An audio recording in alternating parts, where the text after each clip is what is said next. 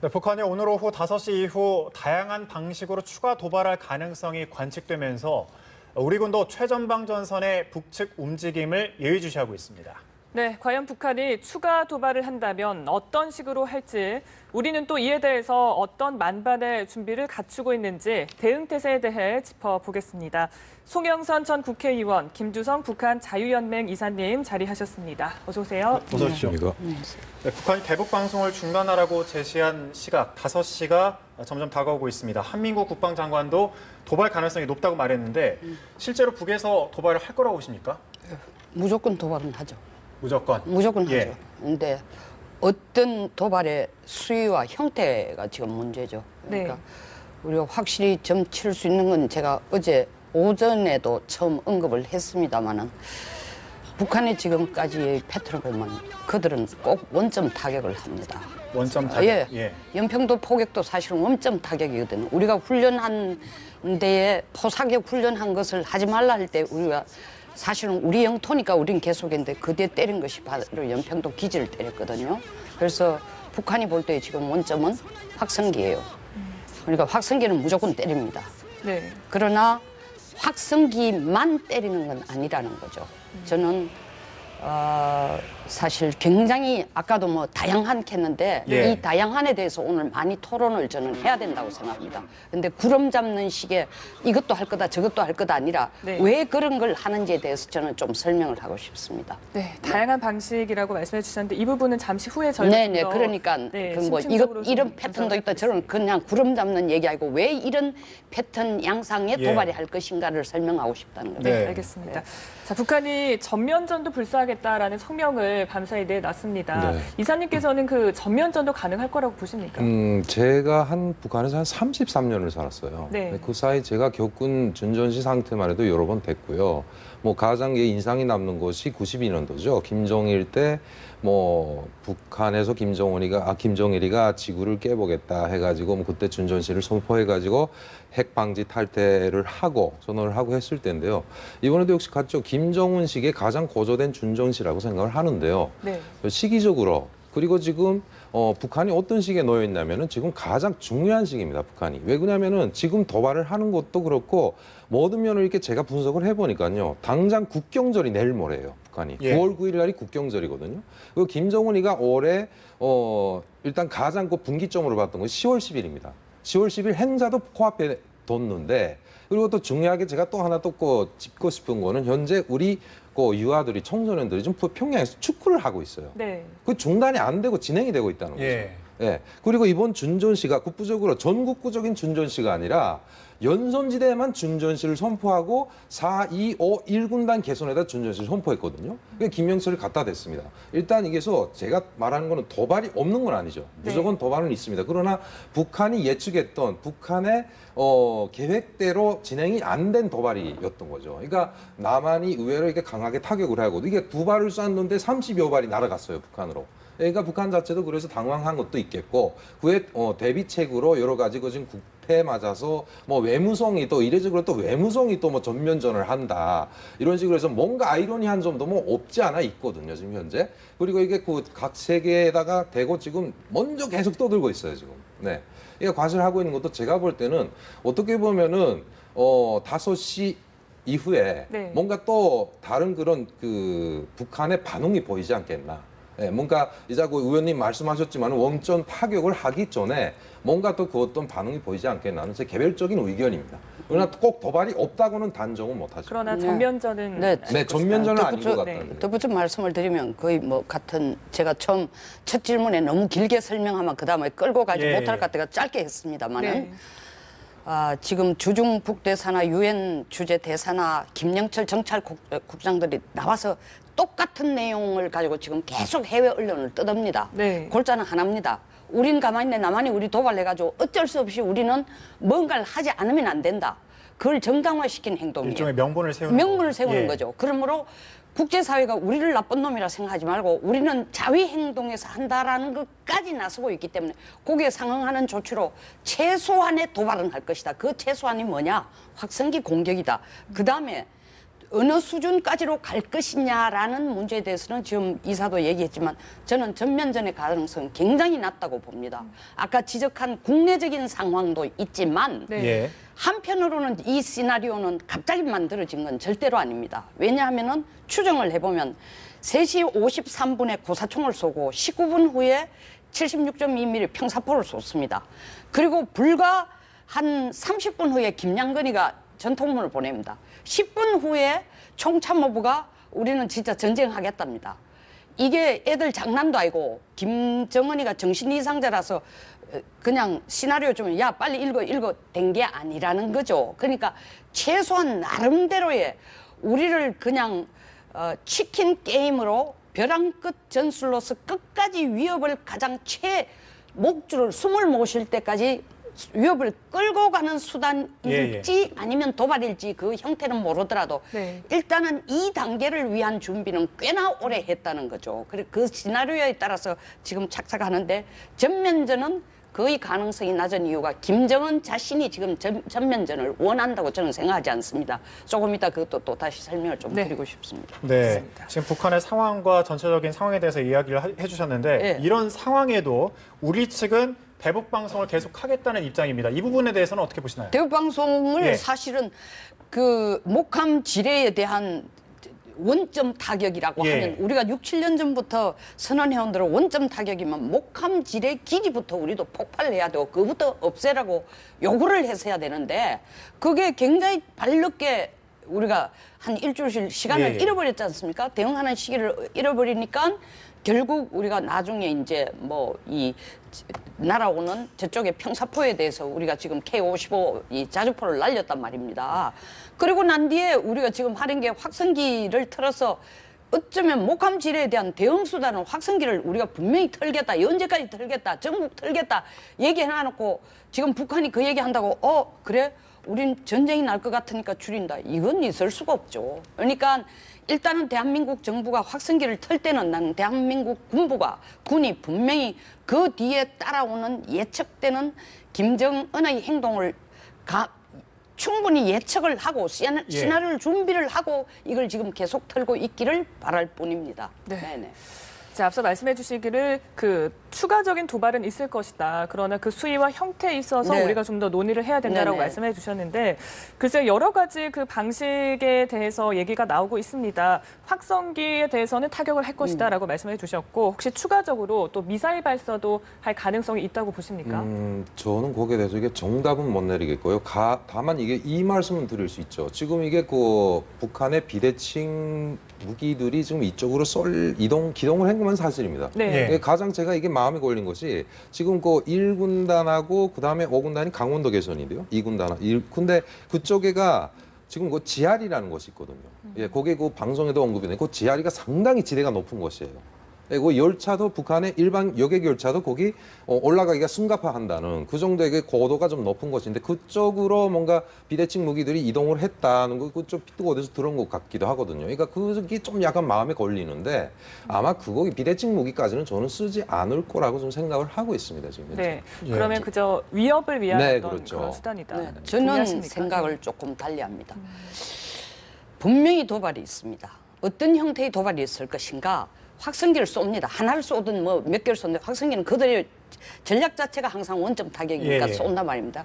그 뒤에 할 수 있는 게 지금 북쪽에서 서, 중, 동 방금 김 이사가 얘기한 것처럼 2군단, 5군단, 1군단에 사령관을 내보냈다는 얘기를 분명히 저기서 하고 있습니다. 그게 거짓말이 아니라면 거짓말이지는 않을 겁니다. 그게 왜냐하면 대내용도 되니까 예, 예. 사령관을 내보냈다는 얘기는 거기서 뭔가 움직임을 한다라는 조치를 얘기인데 취하겠다. 조치를 예. 취하겠다는 건데 어떤 형태로 한다. 세 가지 특징을 가지고 할 것이다.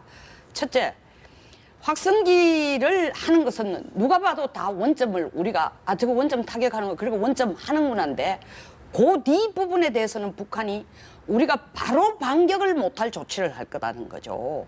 그럼 무슨 시나리오들이 있느냐? 첫째, GPS 교란이 있습니다. 그러니까 4군단 쪽에서 인천공항 쪽에 GPS 교란해서 관제탑을 교란하든지 이런 걸 할 수 있고요. 그다음에 2군단과 1군단은 2군단은 사실은 지뢰 폭발시킨 게 2군단입니다. 그러니까 2군단 쪽을 통하거나 오군단을 통해서는 오군단 중부전선입니다. 네. 글로 통해서 내려오는 건 저는 경보병들이 산악을 통해서 특수군을 내보낼 가능성이 상당히 있다. 그다음에 이제 방금 이 1군단 쪽에는 뭐 비대칭 무기를 움직인다 했는데 사실은 저는 잠수함이나 우리가 90년대 중반에 했는 잠수함이나 아니면은 거기 역시 경보병인데 전반적으로 총괄에서 특징은 뭐냐? 우리가 지금 확성기 공격 때문에 정신이 하나도 없단 말입니다. 그거 예. 전부 대비를 하고 있는데 예를 들면 사이버 테러라든가 해킹이라든가 2007년에 했는 디도스라든가 예. 그다음에 인천공항에 GPS 교란하면 사회 전체가 완전히 패닉이 되면서 우리 군은 수없이 바로 즉각적인 참혹한 대응을 하겠다 하는데 참혹한 대응을 할 수가 없는 겁니다. 그런 상황으로 저는 도발할 가능성이 사이버전의 가능성도 있다고 보시는 거죠? 사이버전 있죠. 사이버전이라는 게 사실은 해킹 같은 게 사이버전입니다. 예, 예. 그 소위 말하는 저 전번에 미국 영화에처럼 있었지 않습니까? 인터프리터 그런 영화나 그다음 디도스가 사이버전 아닙니까? 디도스 2007년에 일어난 디도스 은행의 전산망을 교란시키는 게 사이버전이에요. 해킹도 예, 예. 사이버전이에요. 이런 걸 하면은 군이 대응할 수 없고 사회 자체가 교란하도록 하면은 우리가 적극적인 대응을 그렇게 큰 소리를 치고 있으면서도 불구하고 적극적인 대응이 없어요. 네. 그래서 저는 그런 부분을 크게 걱정을 하고 네. 있습니다. 그러니까 뭐 내륙이나 해상 가리지 않고 또 GPS 그런 교란까지 포함해서 여러 가지 안에 대해서 지금 그게 말씀을 뒤를 바로 해주셨는데 추적하기 어려운 거니까. 제일 그렇군요. 그런 우리가 쪽이 예상할 진짜 수 없는 대응할 수 없는 예상은 그런 하고 있죠. 방법들에 대해서. 왜 제가 그런 시나리오를 내느냐. 그러니까 원점 타격이 불가하다. 그것도 있지만 예. 항상 도둑이나 살인자들은 자기가 오랫동안 해온 패턴대로 합니다. 북한의 군은 우리 군하고 달라서 13년 군복무하면서 같은 전술을 잠을 자면서도 할 수 있을 정도로 훈련을 시키기 때문에 자기에게 주어진 예. 작전에 대해서는 귀신같이 할 수 있다는 거죠. 그래서 자기가 잘하는 그것을 이 지금 수없는 시나리오를 책상에 김정은이가 펴놓고 이 중에 몇 개를 골라가지고 부패식으로 지금 던질 가능성이 있다는 거죠. 네, 예. 이사님께서는 좀 어떤 시나리오가 유력하다고 보십니까? 저 방금 말씀하셨지만 여러 가지겠죠. 근데 저는 지금 그거죠. 북한이 노리는 남한의 허점하면 바로 그런 점들입니다. 그러니까 어제도 어떤 분이 제 아시는 분이 저를 보자마자 북에서 오는 걸 아시니까 전쟁이 일어날까 이렇게 위구심부터 먼저. 예. 그러니까 어머니들은 자식을 키우는 어머니들은 거의가 다 같은 심정인 거죠. 그렇죠. 예, 그리고 이자처럼 이게 북한은 어두워서 남한 쪽에서는 안 보입니다. 그러나 역으로 북에서는 남한이 혼하기 때문에 다 보이는 거죠. 그러니까 이제 좀 북한에서 노리는 호점이라든가 너무나도 사회가 발전되고 여러 가지 뭐 테크니컬한 사회잖아요. 그러니까 그런 데서 북한이 노릴 수 있는 호점들은 많은데 실질적인 단계로 넘어갈 수 있는 호점이 몇 개나 되겠냐. 뭐 저는 지금 솔직히 북한을 과소평가해도 안 되지만 과대평가도 안 된다고 생각을 하거든요. 그러니까 지금 김정은이도 바보가 아닌 이상 3대 세습을 해서 젊은 나이에 정권을 양도받았는데 이거를 아니 미연의 초기 단계 얼마 안 해보고 포기하겠다는 바보는 없어요. 예, 그러니까 장기 집권으로 가자고 할 때 김정은의 전략은 또 뭔가 다른. 네, 이거 이자처럼 이게 남한에 대한 그 도발 수위는 높이지만은 실질적인 단계로 넘어가는 것이 과연 어느 정도냐는 건 저도 정답을 내릴 수가 없죠. 네. 네. 앞서 전면전의 가능성은 좀 적고 또 여러 상황을 또 짚어주셨는데 북에 또 이 포병부대가 강하다고도 알려져 있습니다. 포병부대의 도발 가능성은 어떻게 보십니까? 일단은 포밖에 북한이 매달릴 수가 없죠. 예, 비대칭 무기도. 그러니까 보면은 뭐 북한이 이례적으로 포에 대해서는 이전부터 많이 그 신경을 써왔고요. 예, 근데 포를 쏘면은 자 이번도 같지 않습니까? 사신 고사총을 쏴서 30여 발이 날아왔는데 북한이 만약 포를 쏜다고 하면은 뭐 우리 연평도 때도 솔직히 피해를 받지만은 북한도 그만큼 그보다 더한 피해를 받거든요. 예, 그러니까 그렇게 놓고 볼 때 장사포라든가 장사정포라든가 그런 특정적인 포를 쏠 가능성은 저는 낮다고 저는. 장사정포는 안 쏘지만 장사정포는 저도 가능성 굉장히 낮게 보지만 네, 지금 속보가 정확하게 들어왔습니다. 줍니다. 예, 네. 저 속보를 보면은 76.2mm 견인포를 DMZ 내 배치인데 76.2mm 사거리가 13.3km입니다. 예, 예. 딱 맞아요. 이 확성기 쏘기가. 그럼 딱 확성기를 겨냥을 겨냥할 했다. 그 예. 가능성은 아주 높다니까요. 네. 왜냐하면 그건 북한의 전술이니까 제가 볼 때는 저 부분은 뭐 몇 대를 쏘느냐 이게 문제가 아니라 그 제스처는 반드시 할 거다. 네, 지금 조금 전에 이제 속보가 지금 네. 같이 말씀을 하고 있었는데 네. 속보가 들어와 있습니다. 북에서 확성기 타격의 준비 움직임이 보인다. 76.2mm. 네. 방금 네, 네. 얘기하신 네. 확성기를 겨냥한 포라는 네. 말씀이신 거죠? 네네. 예. 13.3km의 사거리라면은 딱 DMZ 내에서 고거리가 가장 정말 정확한 가장 범위 안에 들어오는. 네. 그러니까 두 분의 계속해서 말씀해 네. 주셨듯이 추가 도발, 특히 확성기를 타격하는 그 도발은 있을 거라는 사실 가능성이 점점 높아지고 있는 그런 상황인 것 같은데 지금 한미 연합훈련이 진행되고 있습니다. 네네. 이런 상황에서도 추가 도발을 하는 북한의 그 뭐 속내라고 해야 될까요? 의도는 좀 어떻게 볼 수 있을까요? 자, 요번에 이 준전시 체제가 사실은 1968년 푸에블로 사건 이후에 5번까지 합쳐 7번인데 7번째인데 요번 게 아까 우리 김 이사님도 얘기하셨지만 차이가 있는 것이 최전방 지역의 준전시야. 예. 예. 그러니까 아까 평양에서는 지금 아직까지 무슨 행사들, 청년들 행사들이 다 이루어지고 있지만 또 한편으로는 평양시의 전광판에는 이거 나만이 나빠가지고 도발해가 우리 어쩔 수 없이 우리 최고 수령 동지께서 이걸 한다라는 걸 네. 선전은 하고 있지만 한미연합체제 훈련 동안에 요걸 한다는 자체가 과거하고는 굉장히 대담하고 좀 특별한데 네. 저는 그것 때문에 이번이 꼭 우리만을 향한 게 아니라 미국을 향해서 지금 하는 얘기, 그다음에 중국에 대한 태도에도 굉장히 불만이 많습니다. 다시 관계를 안 가. 그는 이제 박근혜 대통령이 중국을 가는 데 대한 배 아픈 것도 있고 이게 이런 상황이 상상이나 할 수 있습니까? 지는 전성절에 못 가는데 우리 대통령이 가서 전성절에 가서 병렬식에서 경례까지 받고 서 있고 자기는 거기 안 서 있다는 게 있을 수가 없는 일이죠. 이런 것들을 볼 때에 하여튼 자기가 굉장히 국제사회로부터 고립되고 이런데 한미연합체제 기간 동안에 이것을 특히 훈련 동안에 이걸 하는 것은 미국에 대해서 단순하게 한국만 아니라 미국을 같은 대등한 파트너로도 너희들한테 메시지를 전달한다. 우리 너한테 더 이상 겁을 안 낸다. 이 메시지를 전달하는 부분도 상당히 크죠. 네. 그럼 앞으로도 이렇게 계속해서 이렇게 좀 무모하다 싶은 도발을 계속해서 할까요? 저는 아까 우리 예. 김 이사도 비슷한 걸 지적을 했습니다. 10월 10일까지. 10월 왜냐하면 10일, 예. 2015년 10월 10일은 김정은이 집권을 하고 난데 가장 큰 야망을 가지고 쳐다본 해입니다. 왜냐하면 집권하자마자 3년 내에 전쟁을 하겠다. 그리고 10월 10일 노동당 창건일은 이건 뭐 우리의 광복절 이상의 의미니까 네. 그리고 자기의 정체성을 가장 확실히 국내에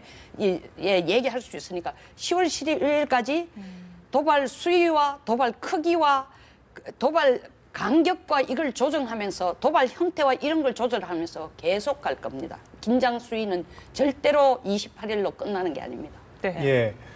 앞서 나온 속보 내용을 잠시 한번 다시 이야기를 해볼게요. 지금 네. 견인포를 DMZ 내에 배치를 했다라고 했는데 네네. 이게 사실 비무장지대 안에 배치한 거 아닙니까? 이러면 네네. DMZ 내니까 네네. 이거는 정전협정 위반으로 봐도 되지 당연히 않을까요? 예. 지금 뭐 북한이 정전협정 위반 예, 뭐 물론 네, 그렇지만 네네. 예, 한층 더 강화된 도발로 봐야 되지 않을까요? 이거는? 아니 우리한테 사실은 예. 우리 쪽으로 그들이 견인포를 날린 것 자체도 정전협정 위반이죠. 왜냐하면 우리 DMZ 안에 700m에 들어왔으니까 그거 우리 땅 아닙니까? 예, 예. 그러니까 북한은 정전협정 위반을 무슨 옆집에 빵 사 먹으러 가는 식으로 예, 예. 쉽게 하고 있으니까 그 자체가 크게 놀랄 일은 아니고 네. 네. 자, 지금 속보 소식도 들어오고 있지만 사실 이 확성기 방송이라는 게 네. 그동안 뭐 북한의 눈엣 가시라는 건 알았지만 북한 내 체제를 흔들 만큼 그렇게 위협적인 건지 궁금한데 어떻습니까? 뭐 전 직접 저게 있을 때 예전에 그 중단하기 전에 상당히 많이 대학 시절부터 80년대부터 그걸 많이 들어왔는데요.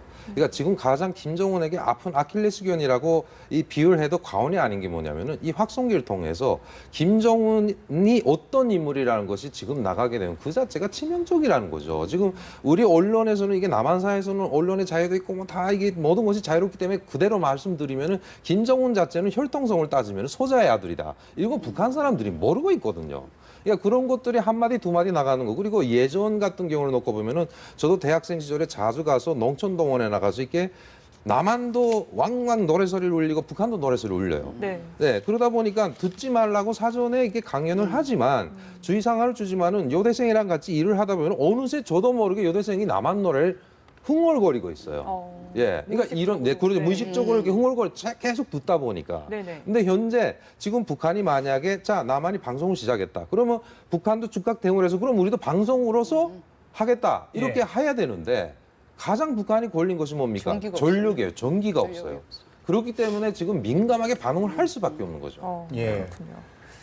지금 우리 군이 워치콘 3단계를 유지하고 네네네. 있습니다. 네. 워치콘, 데프콘, 또 진돗개 네. 이런 군사 용어가 있는데 좀 간단하게 좀 설명해 주시죠. 인포콘까지 예. 있죠. 진돗개는 간단히 말해서 우리 이름 가장 명석한 개 진돗개의 예, 예. 이름을 따서 있는데 한마디로 대한민국 자체 내의 안보의 수준을 얘기합니다. 그러니까 진돗개 1, 3 같으면 평안, 진돗개 1 같으면은 가장 위험한데 어떤가 하면 무장공비가 나타났단다, 탈영한다든지 예. 그러니까 대한민국 자체 내의 경계령이에요. 그다음에 와치코는 말 그대로 와치 컨디션의 준말입니다. 그러니까 한미 연합사 한국과 미국의 연합 체제 초에서 정보 감시 체제, 예. 정보 와치할 수 있는 그 체제의 수준이 1에서 5단계까지인데 5가 평하고 1이 완전 전쟁 상태인데 현재까지 와치콘 1은 한 번도 발령된 적이 없습니다. 예. 그다음에 데프콘은 말 그대로 디펜스 그 레디니스 컨디션이에요. 그러니까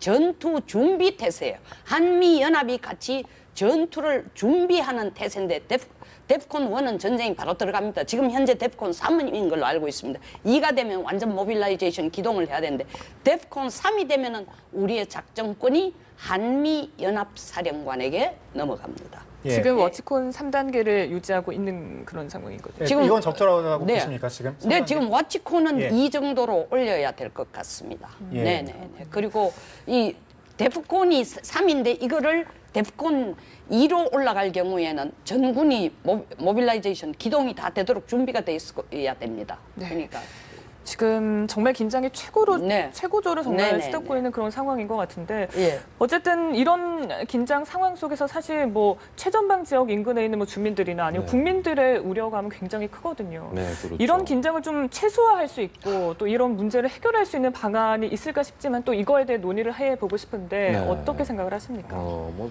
개별적인 바람이죠, 저는. 제발 이게 지금 5시라고 지금 지정을 해서 48시간을 북한이 내놨는데요.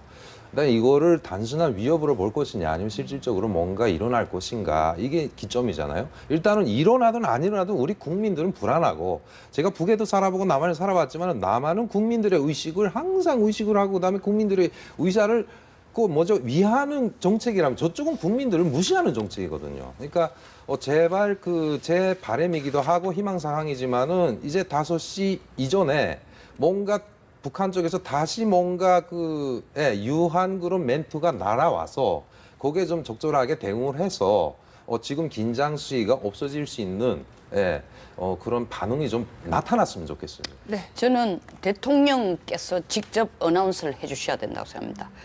우리 대한민국 군대가 세계에서 최고입니다. 예. 그리고 북한의 위협을 국민 여러분 두려워하지 마십시오. 분명히 그들이 다시 이와 같이 재발할 것을 우리가 용서하지 않을 것입니다. 그러니까 국민들은 생업에 정상 때와 같이 충실해 주시기를 바랍니다. 이런 것을 국방부 장관 나와서 얘기해가 안 됩니다. 국군 통수권자가 그런 걸 대국민식으로 반드시 말씀을 해주실 필요가 있다고 생각합니다. 네, 알겠습니다. 오늘 두 분과 함께 북한 도발과 관련해서 깊이 있는 얘기 나눠봤습니다. 오늘 말씀 고맙습니다. 고맙습니다. 네.